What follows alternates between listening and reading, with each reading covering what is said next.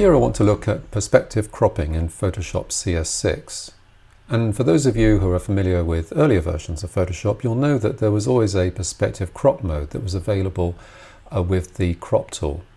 And now in CS6, if we come over here to the tools panel, you can see that we still have the crop tool, and beneath it there is now a perspective crop tool. So the perspective cropping element has now been separated out into a separate tool. So let me select this, and I can show you two ways that you can go about initiating a perspective crop. The objective of which being, with a photograph like this for example, is to try and straighten the lines in the image. And to do this, one way would be just to make a series of clicks. So I can click up here, down the top right, come down to the bottom, and then finish off with a fourth click down here. And this would be a way of defining the distortion that's currently in this photograph, with the aim of getting the perspective crop tool to correct for this. So that's one way of applying a crop. If I press the escape key now, let me show you that you can also just simply click and drag to define the crop in the image.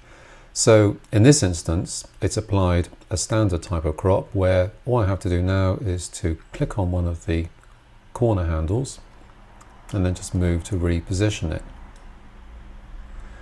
And you'll notice also that as I do this, that a heads-up display appears, and this is something that you'll see not just with the perspective crop tool, but also with a standard crop tool, and also the marquees and some other tools as well, such as when working with a transform.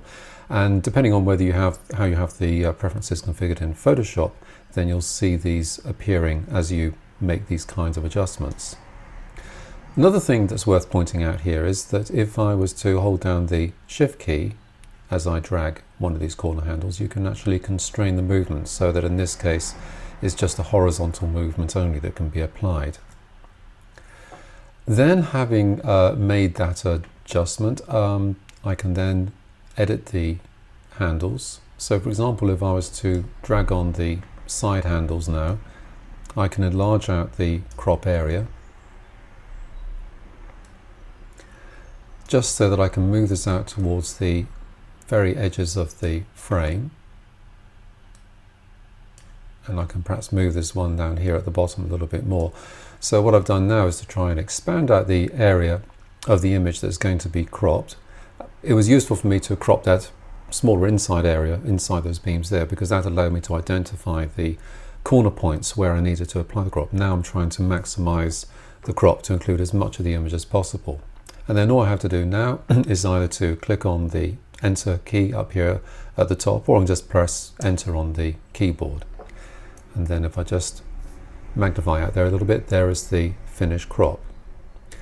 The only thing I would mention at this point is that although the crop has worked pretty well here in this instance, sometimes you will find that the perspective crop doesn't always work as successfully as this. You might end up with a little bit of distortion. And one of the things I would suggest doing then, if that's the case, would be to double click on the background layer in this instance to convert it into a standard layer, and then use a transform to squash the image or stretch it as appropriate. So that finishes this tutorial. There's also another one on the website where I explain some of the new differences that have taken place with the standard crop tool.